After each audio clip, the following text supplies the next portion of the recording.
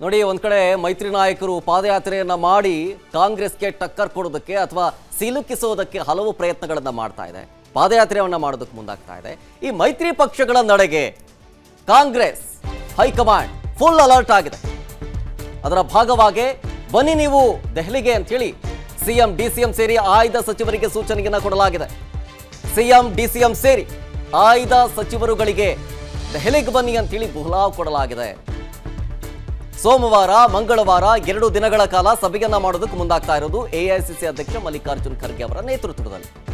ಮೈತ್ರಿ ಪಕ್ಷಗಳ ವಿರುದ್ಧ ಹೋರಾಟದ ರೂಪುರೇಷೆ ಸಿದ್ಧತೆಗೆ ಸಭೆಯನ್ನ ನಡೆಸಲಾಗ್ತಾ ಇರೋದು. ಇದು ಉಪಚುನಾವಣೆ ಸೇರಿದಂತೆ ಇತರೆ ಚುನಾವಣೆಗಳ ಬಗ್ಗೆಯೂ ಕೂಡ ಚರ್ಚೆಯನ್ನ ಮಾಡೋದಕ್ಕೆ, ಅಷ್ಟೇ ಅಲ್ಲ ಬಣ ಬಡಿದಾಟಕ್ಕೆ ಬ್ರೇಕ್ ಹಾಕೋ ಬಗ್ಗೆಯೂ ಕೂಡ ಚರ್ಚೆಯಾಗುವಂತಹ ಸಾಧ್ಯತೆ ದಟ್ಟವಾಗಿ ಕಾಣಿಸ್ತಾ ಇದೆ.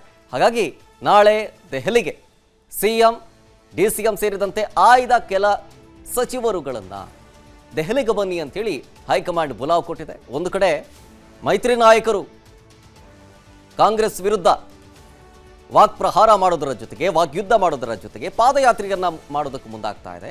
ಹೀಗಾಗಿ ಮೈತ್ರಿ ನಾಯಕರ ನಡೆಗೆ ಈಗ ಕಾಂಗ್ರೆಸ್ ಹೈಕಮಾಂಡ್ ಅಲರ್ಟ್ ಆದಂತೆ ಕಾಣಿಸ್ತಾ ಇದೆ. ಡೀಟೇಲ್ಸ್ ಕೊಡ್ತಾರೆ ನಮ್ಮ ಪ್ರತಿನಿಧಿ ಮಾರುತಿ ಪಾವಗಡ ನೇರ ಸಂಪರ್ಕದಲ್ಲಿ. ಮಾರುತಿ, ಒಂದು ಕಡೆ ಮೈತ್ರಿ ನಾಯಕರು ಕಾಂಗ್ರೆಸ್ ಸರ್ಕಾರದ ವಿರುದ್ಧ ವಾಗ್ಯುದ್ಧ ವಾಗ್ಪ್ರಹಾರ ಮಾಡೋದ್ರ ಜೊತೆಗೆ ಪಾದಯಾತ್ರೆಯನ್ನ ಮಾಡೋದಕ್ಕೆ ಮುಂದಾಗ್ತಾ ಇದೆ. ಅದಕ್ಕೆ ಕಾಂಗ್ರೆಸ್ ಹೈಕಮಾಂಡ್ ಅಲರ್ಟ್ ಆದಂತೆ ಕಾಣಿಸ್ತಾ ಇದೆ. ಒಂದು ಮೀಟಿಂಗ್ ಬೇರೆ ಇಟ್ಕೊಂಡಿದ್ದಾರೆ. ಆ ಮೀಟಿಂಗ್ಗೆ ಯಾರ್ಯಾರು ಹೋಗ್ತಾರೆ, ಏನೇನು ಚರ್ಚೆ ಆಗುತ್ತೆ ಆ ಮೀಟಿಂಗ್ ಅಲ್ಲಿ?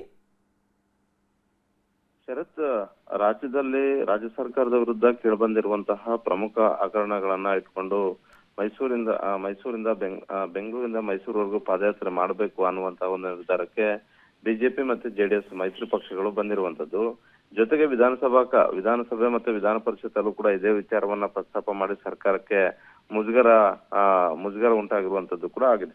ಈ ಹಿನ್ನೆಲೆಯಲ್ಲಿ ಈ ವಿಚಾರವನ್ನ ನಾವು ಬಿಡೋದಿಲ್ಲ, ಇದನ್ನ ತಾರ್ಕಿಕ ಅಂತ್ಯಕ್ಕೆ ತೆಗೆದುಕೊಂಡು ಹೋಗ್ತೀವಿ ಅಂತ ಒಂದ್ ಕಡೆ ಸಿದ್ದರಾಮಯ್ಯ ಅವರ ವಿರುದ್ಧ ಕೇಳಿ ಬಂದಿರುವಂತಹ ಮೂಢ ಹಗರಣ ಆಗಿರ್ಬೋದು, ವಾಲ್ಮೀಕಿ ಮಾಜಿ ಸಚಿವ ನಾಗೇಂದ್ರ ಅವರ ವಿರುದ್ಧ ಕೇಳಿಬಂದಿದ್ದಂತಹ ವಾಲ್ಮೀಕಿ ನಿಗಮದ ಅವ್ಯವಹಾರ ಪ್ರಕರಣದಲ್ಲೂ ಕೂಡ ಸಿಎಂ ಮತ್ತೆ ಡಿಸಿಎಂ ಅವರ ಪಾತ್ರ ಇದೆ ಅಂತ, ಜೊತೆಗೆ ಬೇರೆ ಬೇರೆ ನಿಗಮಗಳಲ್ಲಿ ಅತಿ ಹೆಚ್ಚು ಅವ್ಯವಹಾರ ಆಗಿದೆ ಅನ್ನುವಂತಹ ಒಂದು ವಿಚಾರಗಳನ್ನ ಇಟ್ಕೊಂಡು ರಾಜ್ಯಾದ್ಯಂತ ಪ್ರತಿಭಟನೆ ಮಾಡೋದ್ರ ಜೊತೆಗೇನೆ ಪಾದಯಾತ್ರೆ ಪಾಲಿಟಿಕ್ಸ್ಗೆ ಬಿಜೆಪಿ ಮತ್ತೆ ಜೆಡಿಎಸ್ ಮೈತ್ರಿ ಪಕ್ಷಗಳು ಮುಂದಾಗಿರುವಂತದ್ದು.